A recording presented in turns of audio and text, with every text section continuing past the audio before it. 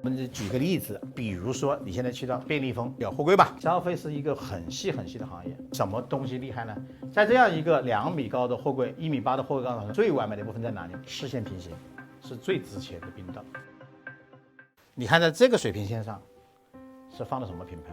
一般都是大公司。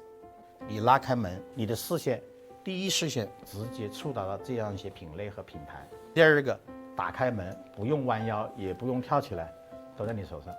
假如你放到这个位置呢，这个位置也有的，卖不动的，都是小公司。你去看了，你把这个位置的商品拿出来，做个有趣的实验啊。最底层这个货冰柜上快过期了。第二个呢，你都不知道这个牌子是谁，每一层都是有价的，这叫优质冰道。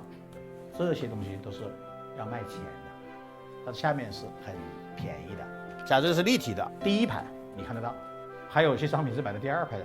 你连品牌露出都没有，别人不知道。你问问你自己，你什么时候打开冰柜了，扒拉到第1排去看第2排的货的？很难的，100个人里面都不会有1个，因为人就是这样的嘛。他消费觉得是很短的，我要买什么，我其实心里有数。然后我一看，哦，有这个，一拉开买完走人，这是个很连贯的动作。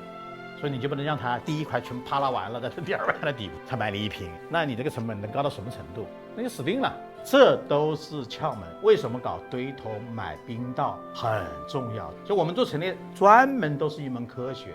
你摆的是一个四方形，还是个 T 字形，还是个金字塔形？怎么做维护？导购员怎么样去引领，都很关键。每一个消费品真的很难做的，好多细节。就针对不同的渠道、不同的堆头、不同的营销、不同的岛屿、不同的促销活动、不同的冰道货架陈列，都有不同要求。